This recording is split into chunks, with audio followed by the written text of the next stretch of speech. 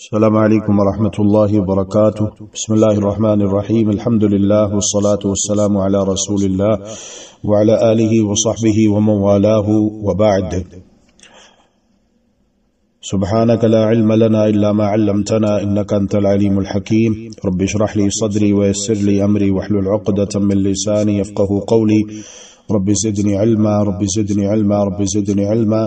اللهم إنا نسألك علما نافعا ورزقا طيبا وعملا متقبلا، اللهم انفعنا بما علمتنا وعلمنا ما ينفعنا وزدنا علما وتقى، آمين يا رب العالمين۔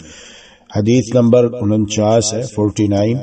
عن عبد الله بن عباس رضی اللہ تعالی عنہما قال، سیدنا عبداللہ بن عباس رضی اللہ تعالی عنہما روایت کرتے ہیں، حبر امت، ترجمان قرآن، مفسر قرآن۔ اور یاد رکھیے سیدنا عبداللہ بن عباس رضی اللہ تعالی عنہما سے جب پوچھا گیا کہ آپ نے اتنی چھوٹی عمر میں اتنا زیادہ علم کیسے حاصل کر لیا، اتنی چھوٹی عمر میں اتنا زیادہ علم آپ نے کیسے حاصل کر لیا، تو کہتے ہیں کہ بلسان سؤول وقلب عقول، سوال کرنے والی زبان اور سمجھ بوجھ رکھنے والا دل، سمجھ بوجھ رکھنے والا دل اور سوال کرنے والی زبان۔ تو یہ بہت ضروری ہے حصول علم کے لیے اس صفت کو اپنے اندر پیدا کرنا۔ اور سیدنا عبداللہ بن عباس رضی اللہ عنہما ہی فرماتے ہیں کہ دو قسم کے لوگ کبھی علم حاصل نہیں کر سکتے، ایک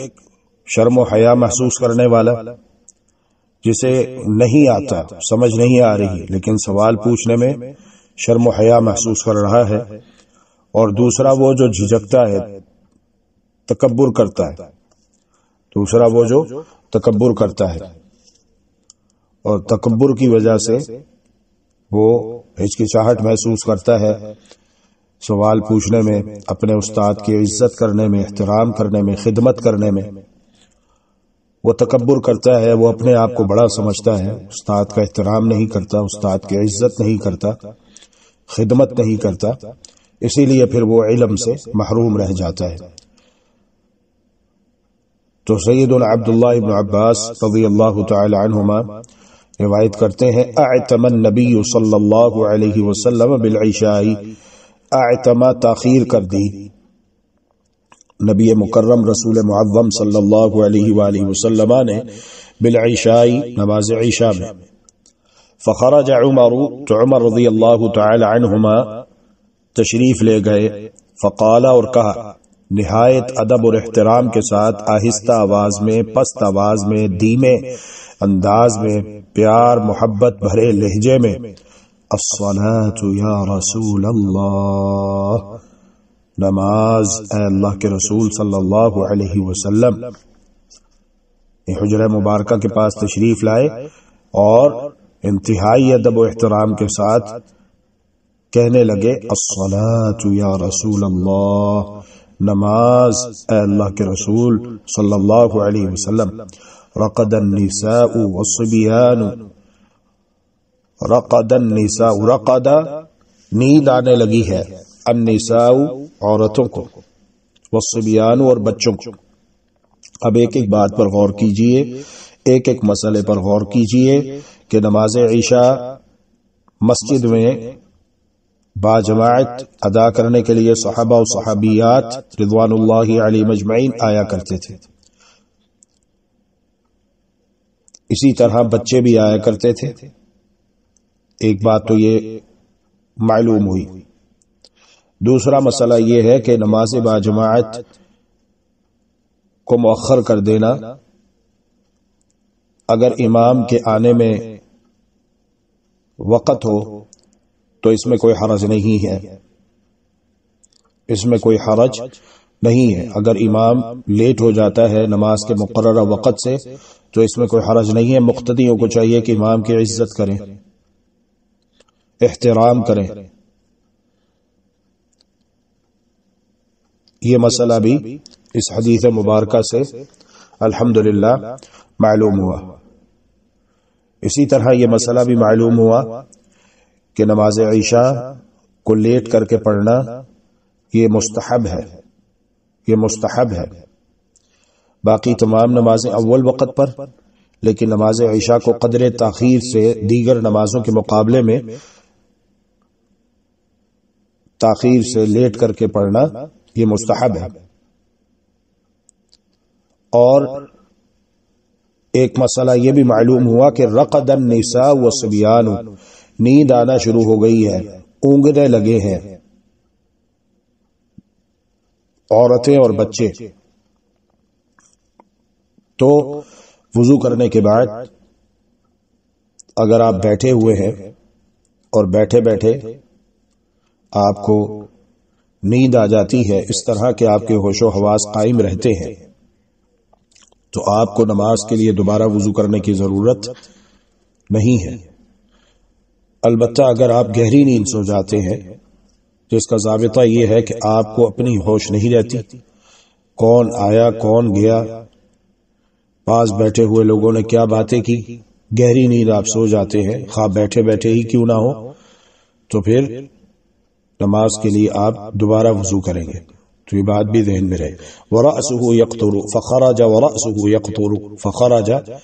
تو جب سیدنا عمر رضی اللہ تعالی عنہ نے بات کہی تو رسول اللہ صلی اللہ علیہ وآلہ وسلم تشریف لائے، وَرَأْسُهُ يَقْطُرُ، اور آپ کے سر مبارک سے پانی کے قطرات ٹپک رہے تھے، یقول، اور آپ کہہ رہے تھے، لولا، لو اگر، لا نہ، لولا اگر نہ، اندیشہ ہوتا مجھے، ان اشق علی امتی، یہ کہ مشقت میں ڈال دوں گا میں اپنی امت کو، او علی الناس، یا لوگوں کو، لامرتهم بهذه الصلاة هذه الساعة، لامرتهم، تو البتہ میں انہیں حکم دے دیتا، بهذه الصلاة، اس نماز کو ادا کرنے کا، هذه الساعة، اس گھڑی میں، اس گھڑی میں۔ لیکن چونکہ پیارے پیغمبر علیہ الصلاۃ والسلام نے مشقت محسوس کی، اس لیے اس کو معمول نہیں بنایا، اس کے لیے اس کو معمول نہیں بنایا۔ تو اصول یہ ہے کہ دوسری نمازوں کے مقابلے میں نماز عشاء کو قدر تاخیر کے ساتھ پڑھنا چاہیے، لیکن تاخیر اتنی ہو کہ جتنی نمازی اس کے متحمل ہو، اسے برداشت کر سکے، اور جہاں پر بات ان کے برداشت سے باہر ہو، جس طرح کہ حدیث میں مذکور ہے کہ رقد النساء والصبیان، کہ عورتوں کو بچوں کو نیند آنے لگی، تو پھر یہ ہے کہ نماز کو زیادہ تاخیر کے ساتھ مسجد میں نہ پڑھایا جائے۔ تو ان احادیث کو حجت بنا کر نماز عشاء با جماعت ادا کرنے سے کنی نہیں کترانی چاہیے، جماعت کی اہمیت اپنی جگہ پر ہے، یہ بات بھی معلوم ہونی چاہیے، یہ بات بھی معلوم ہونی چاہیے۔ اسی طرح اس حدیث مبارکہ میں بھی یہ مسئلہ بھی معلوم ہو کہ اگر ضرورت محسوس ہو تو چھوٹا بڑے کو، شاگرد استاد کو، اور مرید بزرگ کو توجہ دلا سکتا ہے، جیسا کہ سیدنا عمر رضی اللہ تعالی عنہ گئے اور انہوں نے نہایت ادب و احترام کے ساتھ شائستہ لب و لہجے میں، دھیمے انداز میں، محبت بھرے الفاظ میں کہا، الصلاۃ یا رسول اللہ رقد النساء والصبیان۔ تو اس شریعت بیضاء میں بسا اوقات مشقت و کلفت آسانی و سہل کا باعث بن جاتی ہے۔ واللہ تعالی ولی التوفیق والہادی الی سواء السبیل، وصلی اللہ وسلم علی نبینا محمد وعلی آلہ وصحبہ اجمعین، وما علینا الا البلاغ المبین، وآخر دعوانا اللهم إنك عفو تحب العفو فاعف عنا،